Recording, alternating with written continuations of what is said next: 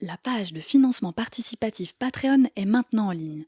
Si vous souhaitez soutenir le podcast et contribuer financièrement à son développement, rendez-vous sur la page patreon.com/sens de la visite. Sens de la visite, Jérémy Thomas, le podcast qui écoute. vos histoires de l'art.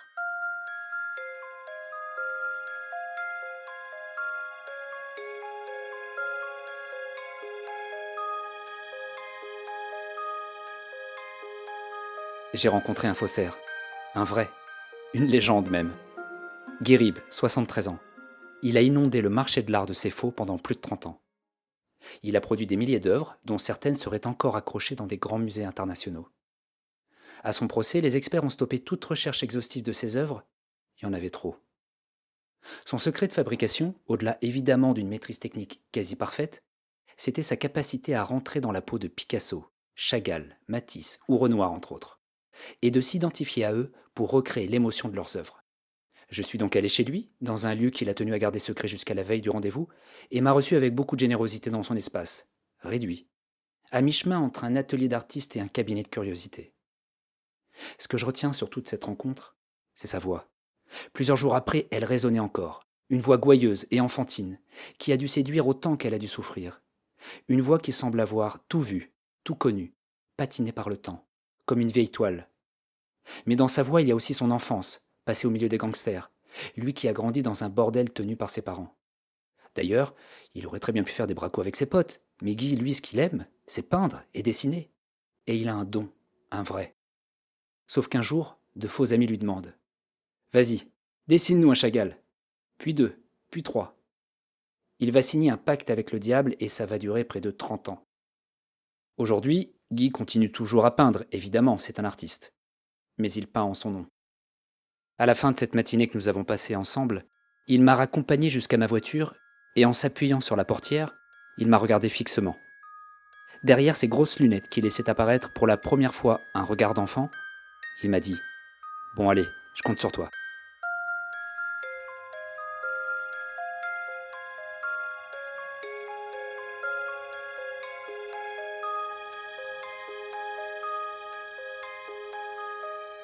Tu sais, il y a des légendes, hein. Tout ça, moi j'arrange les choses en général. Parce que la vérité, Elle est pas belle à voir. elle est pas belle. C'est ton Eh ben, café ou c'est le mien? Ouais, non, c'est le tien celui-là. C'est le mien. Il y a Après une le chose procès. intéressante que je dis dans le livre, que j'avais dit à un juge d'instruction, qui me dit: vous êtes le peintre des voyous. Je lui dis: mais moi j'ai connu des assassins, des braqueurs qui aimaient l'art. Et moi quand j'étais jeune, les Lyonnais, parce que je sors d'un milieu de voyous, j'ai connu Maman Vidal, il est toujours vivant d'ailleurs, c'est mon beau-frère, on le connaît bien. Il me disait, quand ils partaient braquer, je voulais aller avec eux, il me disait: non, tu peins. Il me faisait peindre. Bah Des oui, mais parce voyous. qu'il voyait en fait que t'avais un truc, Bah, t'avais autre chose j'avais à pas faire besoin de quoi. faire le voyou. Et Ah c'est oui, ce qui je m'a pense. sauvé, moi, autrement je serais devenu gangster, hein, c'est sûr. Enfin, tu le dis toi-même, tu deviens un personnage de l'histoire de l'art. Avec ce que t'as fait, t'es obligatoirement un personnage. Histoire, Ouais, les gens mais j'ai viennent une te voir. casquette. C'est le faussaire que tu viens voir, c'est pas l'artiste. Ah mais moi c'est le faussaire que je viens voir, évidemment Ah, au bah. départ, parce que c'est comme ça que j'ai entendu Comme parler de tous les toi. journalistes, comme tous les gens qui viennent me voir, ils viennent jamais pour moi. Ils viennent Et toujours oui, mais pour c'est toi. l'histoire. Comme l'histoire est belle, si tu veux, et puis qu'il y a la résilience après le procès, puis il y a quelque chose de très positif, je trouve quand même qui ressort Bah, je suis de ton pris dans le personnage. piège, pourquoi? Parce que c'est l'argent. Avec l'argent, tu fais ce Bien que tu sûr. veux. Moi, Bien sûr. ça a été 40 ans de. Je savais même plus quoi faire de l'argent. Est-ce que t'étais dans l'illusion à ce moment-là, d'ailleurs, les Ah, 40 ans? complètement. C'était une illusion totale. Total, les mecs arrivaient chez moi comme à l'épicerie. Hein. Qu'est-ce que tu as en stock? Bon, ils venaient faire leurs courses. Toi qui as réussi à maîtriser la technique des grands maîtres, et ça je te demanderai d'ailleurs Ben comment tu as écoute, c'est fait, simple, tu mets par exemple qu'est-ce qui fait qu'il y a l'émotion qui ressort d'un tu mets tableau ou un pas? pot ici, tiens par exemple. Un pot tableau, tu vas le voir tout de suite. Au bout de 2 jours, il fait tache. Quand tu as que du bon, tu mets un pot, Il y a un truc qui choque, il il y y a a un un truc truc qui... tout de suite, ça dégage pas la même chose. Ici, il n'y a aucun pot. Mais c'est quelque chose de presque d'imperceptible. Ça dégage tellement d'énergie, tu vois la boule là-bas. Ouais, Bon, c'est ce qu'on appelle une boule de sorcière, c'est très rare. Oh, tu la vois. je la vois bien. Elle est de Très quelle belle. couleur? Elle est très belle, voilà, elle est Grise, quasiment quoi. noire, enfin gris foncé Bah, quoi. elle était verte émeraude ce matin. Ouais. Elle a une énergie, des poils à des reflets d'or. Elle a une énergie terrible, cette boule. C'est chargé, hein. C'est pas des pièces bidons, ça. C'est aussi ce que tu peux ressentir dans les tableaux, parfois, l'énergie. Pareil. Moi, je sais que je suis pas expert, mais je pourrais être expert. Largement. D'une certaine manière, t'es expert. Complètement. Bah, t'es Moi, expert. tu me mets 1000 dessins de Picasso, t'en mets un vrai au milieu de 1000 faux, je le trouve tout de suite. Bien Ou sûr. le contraire, pareil. Tous les peintres que j'ai faits, je les connais parfaitement. Et j'en ai fait 280, on trouve à peu près. Peintre. Différents. T'as fait 280 peintres différents. Ouais. J'ai connu plus fort, hein. Henri, c'était. Non, c'est lui, je le bénis. Il m'a appris à la faire, la signature. Ouais. C'est pas n'importe quoi, la signature de Picasso. J'ai mis carrément des années avant de l'avoir. Celle de Chagall, pareil. Toutes les signatures, il faut qu'elle ait l'esprit de l'œuvre. Que la signature, elle est spécifique De à chaque tout, œuvre, en et fait. Je le dis dans le livre, moi, quand Ouais. je faisais à Chagall, j'étais Chagall. Bien Je sûr. pensais comme lui. Il mettait un bouquet de fleurs tous les matins dans son atelier. Quand je faisais les Chagall, je mettais un bouquet de fleurs tous les matins. Et je m'inspirais du bouquet de fleurs. J'en ai fait des très beaux, moi, de Chagall. Hein. J'en ai fait des graves. Hein. Est-ce qu'à un moment donné, tu es aux frontières un petit peu de l'identification? C'est-à-dire quand tu dis je suis Chagall, à cette période-là, quand t'en peins beaucoup, Une semaine, tu fais Chagall, la semaine d'après, tu fais les Picasso, t'es perturbé. Hein. C'est pour ça qu'à l'époque, je partais beaucoup en voyage. Je faisais la fête mais en grave tous les jours. que tu avais besoin de décapsuler. J'avais besoin de décapsuler. Et est-ce que tu prenais du plaisir quand tu étais Chagall? Est-ce que tu étais bien? Est-ce que tu te sentais bien? Ou quand tu étais Picasso? Ah, bien sûr, quand tu réussis un truc, tu sais qu'il est bon. Tu décolles. Ça vaut toutes les drogues du monde. Un dessin fini de Picasso, je savais s'il était bon ou pas. Le premier à savoir, c'était moi. Hein. Combien j'en ai déchiré. Je montrais même pas à Gilbert. Je disais, il va pas le sentir. Et des fois, j'ai dû déchirer des bons trucs, hein, parce que souvent, on voit pas tout de suite. Mais Gilbert, il avait l'œil. Il me racontait, il me disait, Guy, des vrais, j'en vois tous les jours.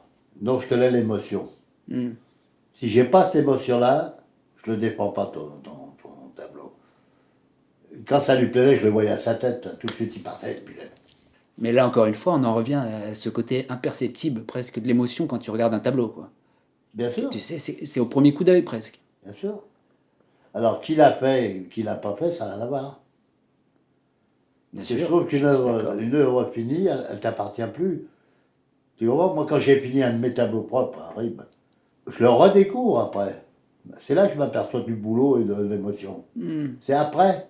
C'est pour ça que souvent j'ai dû déchirer des tas d'œuvres Hmm. que je croyais pas bonnes. Hmm. Alors maintenant j'ai l'habitude, Hmm. les tableaux je les arrête et je les laisse tranquilles 2-3 mois.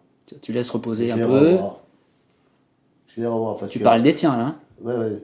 Et maintenant je prends mon temps. Et c'est ce qui est le plus difficile à savoir. C'est de prendre son temps. En tout d'ailleurs. Hein. Tu sais, moi je marche au... La question du temps, elle est très présente d'ailleurs dans ton livre. Quand tu dis tout Le à temps l'heure, c'est la solution à tout. Ça c'est imparable. Si tu prends ton temps, tu gagnes du temps.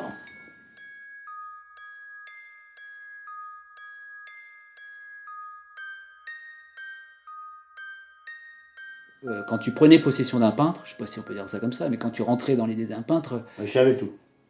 tu bouquinais, tu lisais à fond. J'avais une bibliothèque incroyable, de raisonner, hein. Que des livres rares. Sur Picasso, j'avais pas 200 livres. L'art, c'est infini, c'est une passion. Moi, j'ai une passion pour tout ce qui est beau. Pourquoi? Parce que c'est ce qui a sauvé le monde depuis des siècles. Qu'est-ce qui reste? L'art. Qu'est-ce qui reste du Moyen-Âge? Notre-Dame. Tout ce qu'il y a dans le Louvre, tout ce qu'il y a dans les musées, là, les beaux bâtiments, les beaux. C'est l'art. T'as raison, c'est le Le fil mot rouge. artiste vient d'artisan, je préfère le mot artisan à artiste. Moi. Quand on me dit vous êtes un artiste, je dis non, je suis un artisan. J'ai jamais été peintre, moi. Je suis un artisan. Ben justement, ce goût pour l'art, pour le beau, il te vient d'où pour toi? Oh ben, Parce que ce qui m'intéresse, c'est de savoir des personnes si qui tu veux, t'ont initié. Si tu veux. l'œil sur l'art, c'était un vieux monsieur qui s'appelait Antoine Gérard, qui était ami avec le poète Icare. Moi, j'étais tout gamin, j'avais, je sais pas, moi, 12 ans, comme j'étais dans la rue. J'avais rencontré cet Antoine qui avait un appartement fabuleux dans le Vieux-Lyon et c'était rempli d'objets d'art. Il me racontait, toi, ça me fascinait. J'allais chez lui, j'étais comme ça. Et j'ai jamais pu vivre autrement qu'en me levant devant un objet d'art. Moi, tu me fous dans un HLM, je meurs. Et en prison, comme il n'y a rien, j'arrivais à refaire un univers avec 3 crayons.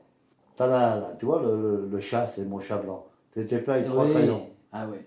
Tu vois, si tu retournes le dessin, derrière, c'est marqué putain de prenne. Allez vous faire reculer, que c'était pour la censure. Et j'en ai un par jour de tous les jours de prison que j'ai fait.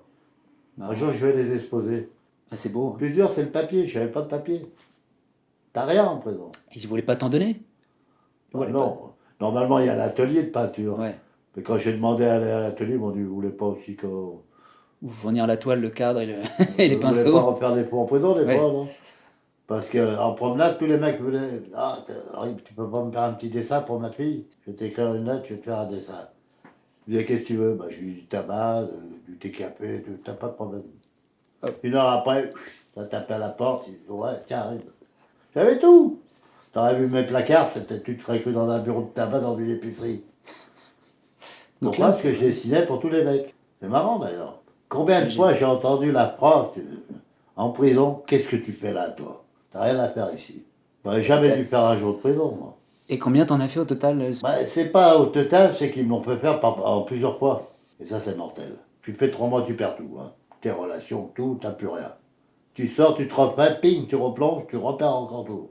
J'ai pointé quand même pendant 7 ans, tous les jours, à la gendarmerie. Si j'y allais pas, ils venaient me chercher. 7 ans, j'ai pointé. Il y a eu 10 ans d'instruction. J'aurais ouvert ma gueule, le marché de l'art sautait. Hein. Paris, ça sautait au plafond. Hein. Personne m'en veut à Paris. Il n'y a aucun marchand qui m'en veut.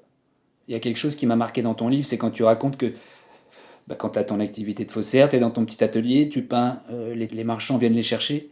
Et à chaque fois, tu es dépossédé complètement de ta toile. C'est-à-dire que tu as travaillé sur une toile pendant, je sais pas, des fois peut-être des semaines, des mois, et il y a une valeur affective que tu as mis dedans, évidemment. Le marchand prend la toile, il peint avec, et finalement, tu es complètement dépossédé à chaque fois de ton travail. Tu sais que tu pourras plus jamais la Non, reconnaître. non, mais elle est déjà partie quand je l'ai fini. Quand la toile est finie, je la signe, elle ne m'appartient plus. Moi, j'ai une faculté, je zappe. Ce qui m'a toujours sauvé, c'est que je zappe. Ouais. J'ai toujours su zapper. C'est-à-dire, ça va pas aujourd'hui, c'est mieux demain d'or. Moi, je me prends jamais la tête, moi. Et l'art t'aide là-dessus, par exemple, ton sûr. rapport à l'art? Moi, si je peins pas, je m'emmerde. Je m'emmerde, je picole, je fais la java, tu vois. Et ce besoin, on le ressent très très bien dans ton livre. Il y a une phrase que j'ai notée: la peinture voulait de moi autant que je voulais d'elle.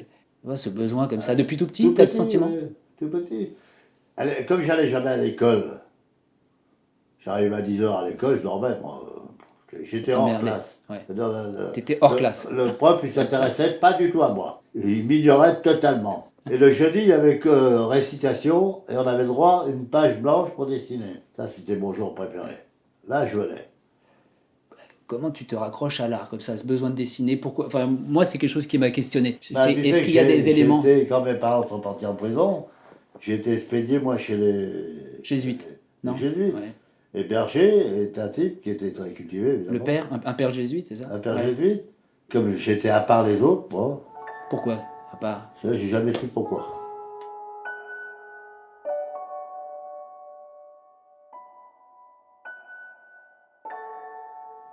C'est incroyable. Tu te dis, mais on en fait des choses en 73 ans. Ouais, ouais. Surtout quand tu dors 2 heures, 3 heures maximum par nuit. Il te reste 21 heures. Et moi, j'ai jamais perdu une seconde. Même maintenant, je suis debout à 4 heures, 5 heures. Donc, J'ai pas besoin de plus. Donc tu as toujours un rapport au temps qui est particulier quand Ouais. même. Tu prends les trucs. J'ai vécu avec François Sagan, moi, sans savoir qui c'était. J'étais son amant. C'est Je dingue. viens pour les mecs. J'allais dans sa maison de campagne où il y avait Chazot, il y avait... En Normandie, là, En Normandie, ouais. Et elle m'appelait Idiobette. Taisez-vous, Idiobette.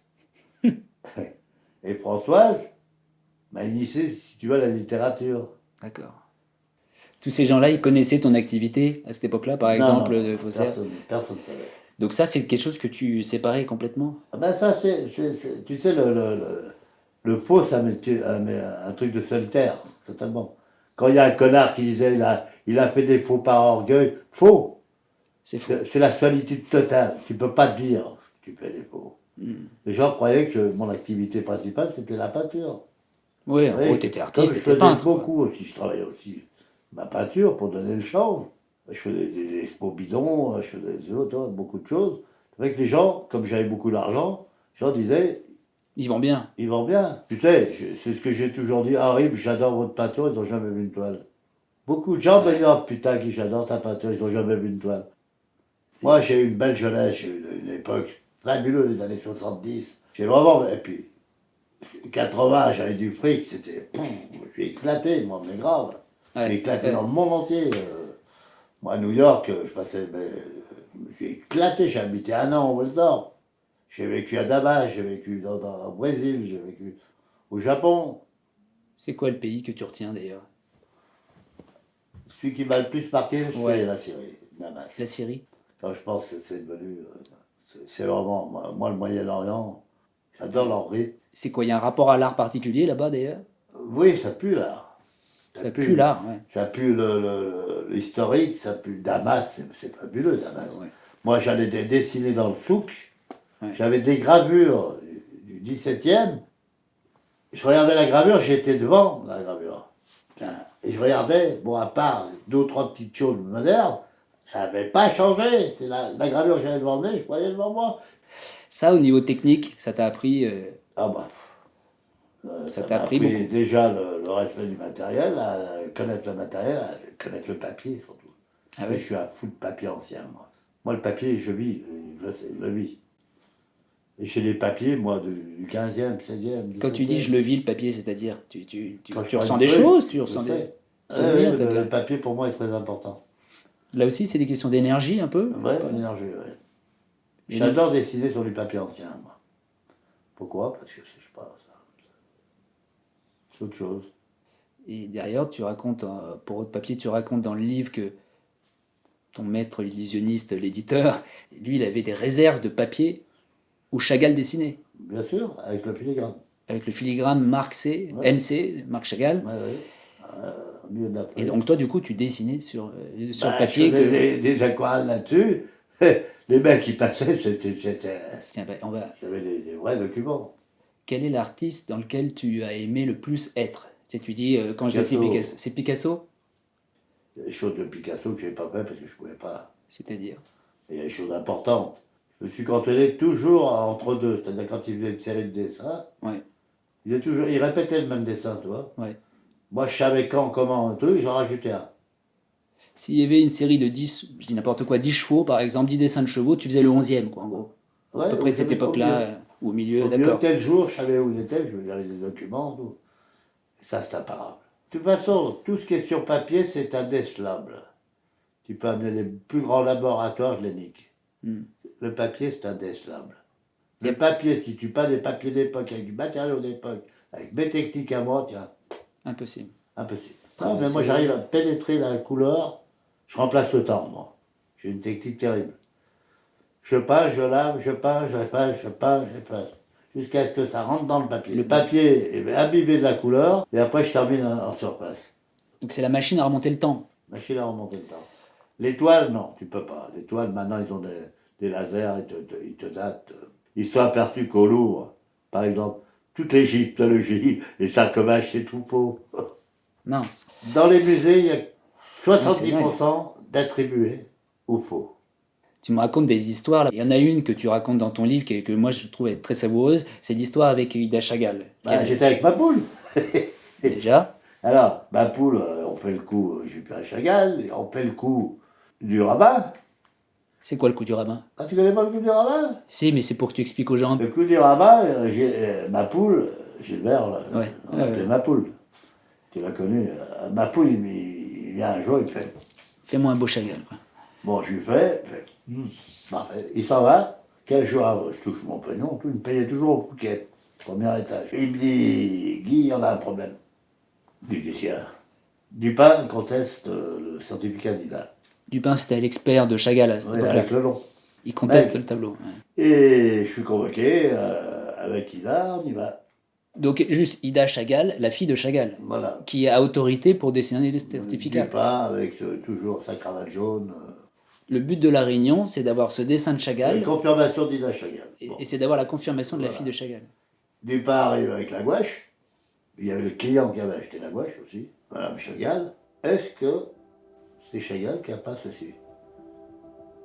Elle regarde, elle dit oui, je l'ai vu faire. Non, je l'avais fait 3 jours avant, moi.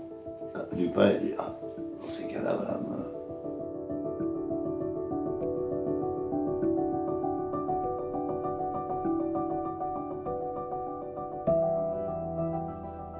Je vais te montrer le plus beau pot que j'ai fait. Tu vas comprendre. C'est un tableau qui avait brûlé. J'avais que des documents noir et blanc. Et je recrée toutes les couleurs. Et c'est quand même un Véronèse. Ah ouais. Ouais. Qui était fait sur tout d'époque. J'ai recréé tout. Je suis resté plus d'1 an. Je suis raconté. 1 an et demi. Le voilà. Il a été expertisé? Bah, c'est qui m'a commandé. Ah, c'est oui, bien sûr. Il a existé, il a brûlé ce tableau. Et il était à la collection municipale, et il m'a demandé si je pouvais le refaire, je l'ai refait. Je refais un Fragonard aussi. J'en ai fait 3. J'ai fait un Gainsborough, un Fragonard et celui-là. Parce que tu me disais tout à l'heure. Je sais qu'un jour, il y a une histoire qu'un mec avait fait un Picasso. Il est allé voir Picasso en lui disant, est-ce que c'est vous, maître? Picasso raconte. Il savait très bien que c'était pas lui, mais il était tellement bien fait que. Il a dit oui. Il a dit oui. Mais est-ce que c'est pas ça le plus important à la fin? Qu'est-ce qu'il faut retenir, le délit ou l'art? Tiens, c'est une belle phrase. Ouais. Retenir quoi, le délit ou l'art? D'après la loi, il y a délit. C'est pas prouvé encore. Il n'y a aucun article de loi qui définit le faussaire. On ne sait pas. C'est l'art ou l'arnaque? L'arnaque, c'est de vendre quelque chose pour un vrai qui n'est pas vrai. Ça, c'est de l'arnaque. Mais je l'ai jamais fait. Moi, j'ai jamais rien vendu, moi. Comment? Moi, j'ai des clients actuels qui me commandent Rib, faites-moi un Dorin. Pourquoi? Vous allez me faire, je vais avoir l'émotion. C'est ça que j'achète. Je peux pas m'offrir un Dorin, un Picasso et tout. J'ai des mecs, je leur ai fait toute une collection, mais officielle. C'est signé Rib derrière. C'est vraiment des amateurs d'art. Les mecs, ils ont déjà une grosse collection. Donc là, tu leur fais plaisir en fait. Je leur ai fait un. Il me dit, mais c'est exactement ça. J'ai la même émotion que si j'avais. Ouais. Il me dit, au lieu de mettre 3 millions, 4 millions, faites-moi un Picasso, faites-moi. Je lui ai fait toute une collection. Le mec, il ne revend pas. Il n'y a pas de délit. C'est officiel. Ce qui est interdit, c'est de vendre un Picasso qui n'est pas un Picasso. Mais là, je ne vends pas de Picasso, je vends du Rib à la manière de. Sublime. Mais les gens vont au Louvre, ils ne savent pas qu'il y a 70% de choses attribuées ou fausses. Ils vont au Louvre, ils ne douteront jamais, ils ne vont pas au Louvre pour savoir s'il est vrai ou il est faux, ils vont pour l'émotion. Personne ne va penser en allant au Louvre quand ils sont devant un faux. Je te disais tout à l'heure, moi quand je gagnais 30 briques, 40 briques, Ah oui, mais t'étais un passionné j'achetais aussi, des donc vrais, t'étais collectionneur. je vendais du faux, et avec l'argent, j'achetais des vrais. Encore eux qui viennent pas me casser les couilles. De toute façon, j'ai fait une donation à mes filles, ça appartient tout à mes filles. Bah, c'est beau. Il n'y a rien à moi ici, dans l'absolu. T'es pas dans la possession, toi en fait. Non. Là, quand t'as gagné de l'argent, tu la dépensé. Mais ça sert à Quand tu rien. fais des œuvres, ça, tu les ça donnes. sert à rien. Un collectionneur, c'est la collection qui te collectionne.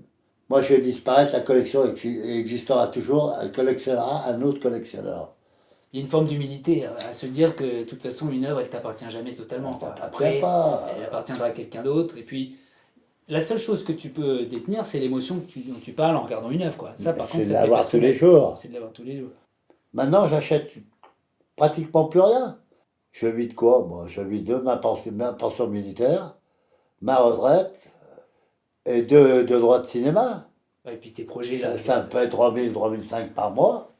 Moi, je rêve de m'acheter un petit Picasso.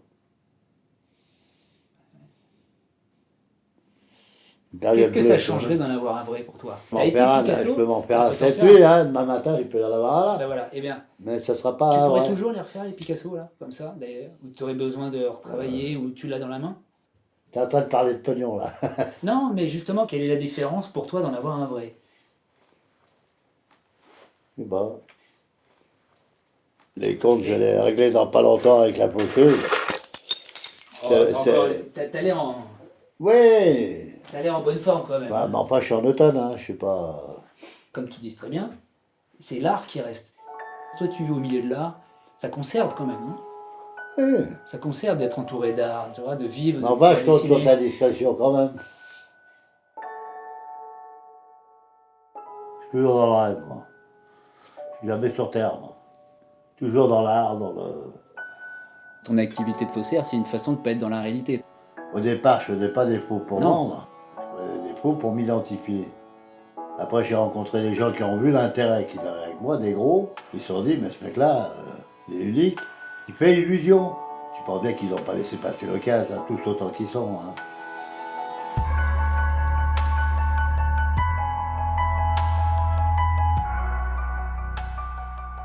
Si Picasso était vivant, il l'embaucherait. Voici ce qu'a dit Gilles Perrault, expert présent au procès de Guy-Ribes.